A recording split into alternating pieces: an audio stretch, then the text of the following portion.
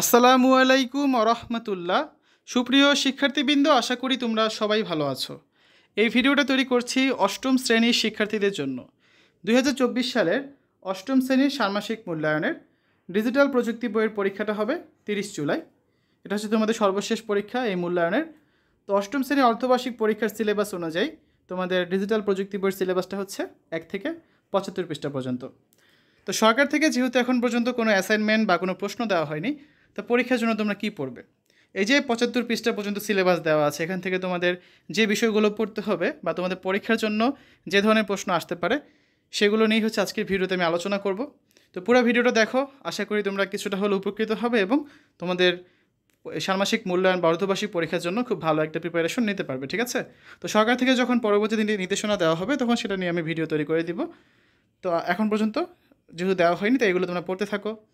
তো শিক্ষার্থীরা যারা এখনও অন্যান্য বিষয়ের ভিডিওগুলো দেখোনি তারা আমাদের চ্যানেলের প্লেলিস্ট অপশন থেকে ঘুরে আসতে পারো। সেখানে তোমরা অষ্টম শ্রেণীর বাংলা, ইংরেজি, গণিত, বিজ্ঞান, ডিজিটাল প্রযুক্তি, স্বাস্থ্য সুরক্ষা, জীবন ও জীবিকা, ইসলাম শিক্ষা, শিল্প ও সংস্কৃতি এবং ইতিহাস ও সামাজিক বিজ্ঞান, প্রত্যেকটা বিষয়ের জন্য আলাদা আলাদা করে প্লেলিস্ট পেয়ে যাচ্ছ। তো সেখান থেকে তোমাদের যে যে বিষয়ের ভিডিও দরকার খুব সহজে তুমি দেখে নিতে পারবে। প্রথমে চলো তোমাদের বইয়ের সূচিপত্র দেখে নেওয়া যাক। অধ্যায় 1-এ রয়েছে তথ্য যাচাই অভিযান। অধ্যায় 2 ডিজিটাল প্ল্যাটফর্মে ব্যক্তিগত তথ্যের নিরাপত্তাজনিত ঝুঁকি এবং অধ্যায় 3-এ আছে নাগরিক সেবা ও ই কমার্সের সুযোগ গ্রহণ করি। এই যে 3টা অধ্যায় বা 3টা শিখন অভিজ্ঞতা, এখান থেকে হচ্ছে তোমাদের ষান্মাসিক মূল্যায়ন বা অর্ধবার্ষিক পরীক্ষা কিন্তু অনুষ্ঠিত হবে। শিখন অভিজ্ঞতা 1-এ রয়েছে তথ্য যাচাই অভিযান। এখান থেকে তোমাদের যে সকল বিষয় পড়তে হবে দেখো।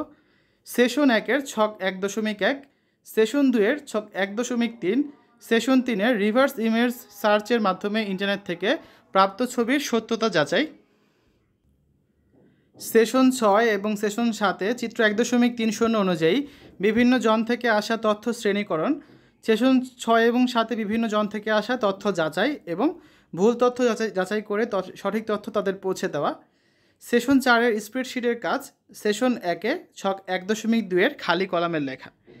এটা হচ্ছে তোমাদের প্রথম অভিজ্ঞতা থেকে কাজগুলো করতে হবে। তো আমরা দেখি কী কী আছে। 3 নম্বর পৃষ্ঠায় আছে ছক 1.1। আমি যেভাবে সঠিক তথ্য যাচাই করতে পারতাম তার একটা উদাহরণ দেওয়া হলো। পরিস্থিতি 1 করে দেওয়া আছে, বাকিগুলো তোমাদের করতে হবে। পরিস্থিতি 2, পরিস্থিতি 3 এবং পরিস্থিতি 3-এর জন্য এই দুটো তোমাদের করতে হবে। এটা আছে 3 পৃষ্ঠায়। তারপর 7 নম্বর পৃষ্ঠায় আছে ছক 1.2। নিচের ছকে কিছু কন্টেন্ট এবং এগুলোর উদ্দেশ্য দেওয়া আছে। ডান পাশে খালি ঘরে তোমার দেখা এই ধরনের একটি কন্টেন্টের নাম লিখবে, ঠিক আছে? যেখানে হচ্ছে তোমাদের কন্টেন্টের নামগুলো লিখতে হবে। এটা রয়েছে 7 পৃষ্ঠায়। তারপর 8 নম্বর পৃষ্ঠায় আছে ছক 1.3। বোর্ডে লেখা পয়েন্টগুলো বইতে নিচের ছকে লিখে নিতে পারো। তোমাদের মধ্যে একজন হচ্ছে পয়েন্টগুলো বোর্ডে লেখার দায়িত্ব নিতে পারো, ঠিক আছে? এই যে এই খালি ঘরগুলো তোমাদের পূরণ করতে হবে, ঠিক আছে? এটা আছে 8 পৃষ্ঠায়। তারপর 9 নম্বর পৃষ্ঠায়, 9 নম্বর না 10 নম্বর পৃষ্ঠায় আছে ছবির সত্যতা যাচাই। এখানে একটা কাজ আছে যে কোনো ছবি কীভাবে ভুল ছবিতে রূপান্তর করা হয় এবং একটা ছবির সত্যতা কীভাবে যাচাই করা যায়, এই কাজটা হচ্ছে তোমাদের প্র্যাকটিক্যালি কিন্তু করানোর কথা কম্পিউটার ক্লাসে। যদি না করানো হয়ে থাকে সেক্ষেত্রে তুমি এখান থেকে দেখে নিজেরাই কিন্তু বাসায় কম্পিউটার বা মোবাইলের মাধ্যমে কিন্তু এটা করতে পারবে। তো এটা শিখে নিও, কারণ তোমাদের পরীক্ষাটা হবে কি এখানে বলছি, তোমাদের পরীক্ষা হবে 2 ঘন্টা হবে লিখিত পরীক্ষা আর 3 ঘন্টা হবে ব্যবহারিক পরীক্ষা। সো ব্যবহারিক যে কাজগুলো আছে সেগুলো এই 3 ঘন্টার মধ্যে করানো হবে। তো কম্পিউটারের কাজ যেগুলো বা তোমার মনে করো কোনো নাটিকা বা হচ্ছে বক্তৃতা উপস্থাপন, এই কাজগুলো হবে এই 3 ঘন্টার মধ্যে। আর লিখিত পরীক্ষা যেমন ছক পূরণ করা বা কোনো প্রশ্নের উত্তর দেওয়া, অনুসন্ধানমূলক কাজ, প্রতিবেদন, এগুলো হচ্ছে এই 2 ঘন্টার মধ্যে হবে, ঠিক আছে? তো সেশন 4-এ আছে তথ্যের সমন্বয়। এটা একটা ব্যবহারিক কাজ। 14 থেকে 18 পৃষ্ঠার মধ্যে এই কাজটা রয়েছে।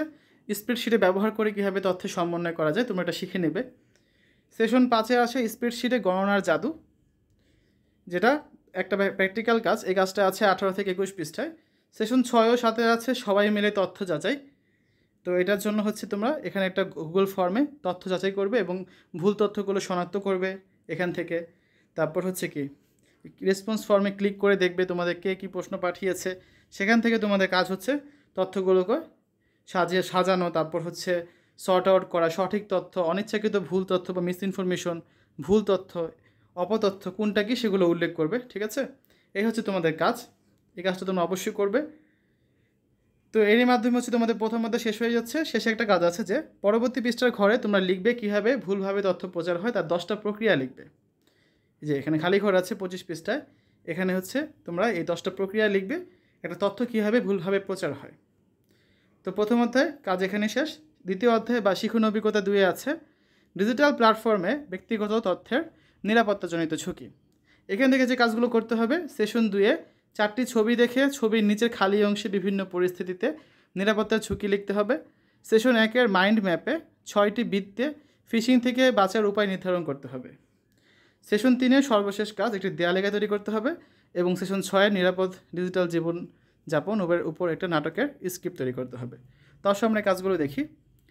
31 পৃষ্ঠা রয়েছে অপরিচিত নম্বর থেকে আসা ফিশিংয়ের চেষ্টা থেকে নিজেকে নিরাপদ রাখতে এবার আমরা নিচের মাইন্ড ম্যাপটি পূরণ করব। তো ফিশিংয়ের চেষ্টা থেকে নিরাপদ থাকার উপায়, এই মাইন্ড ম্যাপটা তোমাদের করতে হবে। এটা আছে তোমাদের বইয়ের 31 পৃষ্ঠায়। তারপর আছে 32 পৃষ্ঠায় একটা কাজ আছে, 32-33 পৃষ্ঠায়। কাজটা কি? এখানে হচ্ছে মুঠোফোনে 4টা বহুল ব্যবহৃত সফটওয়্যার বা অ্যাপের ছবি দেখতে পাচ্ছ তোমরা। প্রত্যেকটা ছবির নিচে খালি জায়গায় এখন লিখবে এই সফটওয়্যারগুলো ব্যবহারের ক্ষেত্রে ব্যবহারকারীর অসতর্কতা কী ধরনের নিরাপত্তা ঝুঁকি তৈরি করতে পারে। এই 4টা ছবির জন্য নিচে খালি ঘর দেওয়া আছে, দেখতে পাচ্ছ। এখানে ক্যামেরা দেখাচ্ছে, এখানে হচ্ছে মোবাইলের প্যাটার্ন লক দেখাচ্ছে, এখানে হচ্ছে ওয়াইফাই নেটওয়ার্ক দেখাচ্ছে, ঠিক আছে। এটা হচ্ছে কোনো মেসেজিং অ্যাপস, হোয়াটসঅ্যাপ বা নর্মাল মোবাইলে মেসেজিং অ্যাপস হতে পারে, এই বিষয়গুলো দেখাচ্ছে। তো এগুলো অ্যান্সারগুলো তোমরা এখানে লিখবে। এই সবগুলো কাজে কিন্তু আমাদের চ্যানেলে সমাধান দেওয়া আছে, তোমরা একটু কষ্ট করে আমাদের চ্যানেলের প্লেলিস্ট অপশনে গেলে এই কাজগুলো কিন্তু পেয়ে যাবে, সেখানে ভিডিওগুলো দেওয়া আছে। অথবা এই ভিডিওর পিন কমেন্টে হচ্ছে আমি লিঙ্ক দিয়ে দেবো, সেখান থেকে চাইলে তোমরা ভিডিওগুলো কিন্তু দেখে নিয়ে এই যে ছকগুলো পূরণ করতে পারবে। তারপর 34 পৃষ্ঠায় একটা কাজ আছে যে পরিবারে কতজন সদস্য নিরাপত্তাজনিত পিনকোড চালু করেছেন, পরিবারের সদস্যরা মুঠোফোনে নিরাপত্তার জন্য কী কী পদক্ষেপ নিয়ে থাকেন, এই কাজগুলো দেখবে। 35 পৃষ্ঠায় এখানে হচ্ছে একটা সহজ কাজ দেওয়া আছে, কিছু সহজ পিনকোড লিখবে, কিছু কঠিন পিনকোড লিখবে। তো এই ধরনের কাজগুলো দেখে রাখবে। 39 পৃষ্ঠায় এখানে যে কাজটা আছে, তোমাদের হচ্ছে একটা দেয়ালিকা তৈরি করতে হবে, ঠিক আছে। কিসের উপর? যে অধি তথ্য ব্যবহার করে কীভাবে জাল ছবি ধরে ফেলতে হয় তার উপর একটা ছোটো দেয়ালিকা বানাবে, যেটা তোমাদের রান্নাঘর বা খাওয়ার ঘরে সবাই দেখতে পারবে, এমন জায়গায় ঝুলিয়ে রাখবে। এই কাজটা তোমাদের করতে হবে। এরপর হচ্ছে 40 পৃষ্ঠা একটা কাজ আছে, ডিজিটাল সামাজিক যোগাযোগ মাধ্যমের নামগুলো লিখবে এবং সেখানে তোমরা যেসব কাজ করো সেই কাজগুলোর নাম লিখবে। 41 পৃষ্ঠায় বক্তৃতা আছে, তোমাদের যে 3 ঘন্টা প্র্যাকটিক্যাল কাজ হবে সেখানে এই বক্তৃতা নিতে পারে। বক্তৃতাগুলো কী কী? ডিজিটাল সামাজিক যোগাযোগ মাধ্যমে কত সময় ব্যয় করা উচিত, দিনের কোন সময়টাতে আমরা ডিজিটাল সামাজিক যোগাযোগ মাধ্যমগুলো ব্যবহার করব, ডিজিটাল সামাজিক যোগাযোগ মাধ্যমের অতি ব্যবহারের অসুবিধাগুলো কী, এই বিষয়গুলো নিয়ে কিন্তু তোমাদের বক্তৃতা হতে পারে। 42 পৃষ্ঠায় কিছু প্রশ্ন আছে, এগুলোর উত্তর তোমরা দেখে নেবে যে আমাদের বয়সী শিক্ষার্থীদের কি সামাজিক যোগাযোগ মাধ্যমে নিজের একটি অ্যাকাউন্ট থাকা উচিত কি না, মা বাবার মোবাইল দিয়ে আমি দিনে কতটুকু সময় ব্যয় করতে পারি, মা বাবার মোবাইল দিয়ে আমি কী করতে পারি, আর আমাদের বয়সী কেউ যদি সামাজিক যোগাযোগ মাধ্যমে বেশি সময় ব্যয় করে তাহলে তার জন্য আমাদের পরামর্শ কী কী হতে পারে। এই জন্য কিছু নীতিমালা আছে, এই নীতিমালাগুলো হচ্ছে তোমরা শিখে নেবে যে কী কী নীতিমালা থাকতে পারে। এরপর আসছে নাটিকা। এখানে নাটিকার একটা স্ক্রিপ্ট তৈরি করতে হবে, সেটা হচ্ছে তোমাদের অভিনয় করে উপস্থাপন করতে হবে। ওই যে 3 ঘন্টা যে কাজটা আছে সেখানে কিন্তু নাটিকাটা উপস্থাপন করতে বলা হতে পারে, তাই এটা কিন্তু তোমরা ভালোভাবে প্র্যাকটিস করে নেবে। এখানে তোমার দলের নাম থাকবে, দলের সদস্যদের নাম থাকবে, ঠিক আছে। তারপর ঠিক করবে নাটিকার কী কী চরিত্র থাকবে, তারপর নাটিকার দৃশ্যগুলো থাকবে। তো আমার নাটিকা দিয়েছি, আমাদের চ্যানেলে নাটিকা একটা দেওয়া আছে, যেটা বললাম তোমরা হচ্ছে ভিডিও থেকে প্লেলিস্ট থেকে যে ভিডিও আছে সেখান থেকে দেখে নেবে, ঠিক আছে। তারপর শিখন অভিজ্ঞতা 3 বা অধ্যায় 3, যার নাম হচ্ছে নাগরিক সেবা ও ই কমার্সের সুযোগ গ্রহণ করি। এখান থেকে তোমরা যেগুলো পড়বে, সেশন 1-এর চিত্র 3.2 এবং ছক 3.2, সেশন 3-এর ছক 3.6, সেশন 6 এবং 7-এর ব্যবহারিক কাজ, সেশন 8-এ নিজেদের তৈরি গ্রাফিক্যাল পোস্টারে উপযুক্ত কপিরাইট চিহ্ন ব্যবহার করা, এই কাজগুলো করতে হবে। দেখো 54 পৃষ্ঠা যে কাজটা আছে, এনসিটিভির বই ডাউনলোড করে যে সেবাটি পেয়েছে সেরকম আরও কয়েকটি সেবার নাম আমরা নিচের স্টিকি নোটগুলোতে উল্লেখ করি, এই কাজটা করবে। চিত্র 3.2 নাগরিক সেবার নাম। তারপর এখানে পরের পৃষ্ঠা আরও কিছু কাজ আছে, নাগরিক সেবার ধরনগুলো লিখবে এখানে। তারপর হচ্ছে চিত্র 3.2 এবং ছক 3.1-এ আমরা বিভিন্ন ধরনের নাগরিক সেবা চিহ্নিত করতে পেরেছি। এখন যে কাজটা করবে, এখানে হচ্ছে বিভিন্ন নাগরিক সেবাকে শ্রেণীবিন্যাস অনুযায়ী সাজিয়ে রাখবে। নাগরিক সেবা যেমন জন্ম নিবন্ধন সার্টিফিকেট, এটা কি সেবা প্রদানকারী প্রতিষ্ঠান কি, সিটি কর্পোরেশন বা পৌরসভা বা ইউনিয়ন পরিষদ, এভাবে করে কিছু নাগরিক সেবার নাম এখানে লিখবে এবং সেই নাগরিক সেবাটা প্রদানকারী প্রতিষ্ঠান কারা সেটা হচ্ছে এই ছকে লিখবে। তো 55 পৃষ্ঠায় ছকটা তোমাদের অবশ্যই করতে হবে। এটা হচ্ছে ছক 3.2, বিভিন্ন ধরনের নাগরিক সেবা ও প্রদানকারী সংস্থার নাম। তারপর ছক 3.4 করবে ই কমার্সের শ্রেণীকরণ। এখানে হচ্ছে ব্যবসায়ী এবং ভোক্তার ক্ষেত্রে ব্যবসায়ী আর ভোক্তা থেকে কিভাবে হচ্ছে নিজেদের মধ্যে ই কমার্সের আদান প্রদানটা হয় সে বিষয়টা তোমরা লিখবে। তারপর এখানে ই কমার্সের শ্রেণীগুলো লিখবে এবং তার বর্ণনা দিবে। এটা হচ্ছে কি ছক 3.5 বিভিন্ন ধরনের ই কমার্স। তারপর 60 পৃষ্ঠায় আছে টার্গেট গ্রুপের তালিকা তৈরি করা।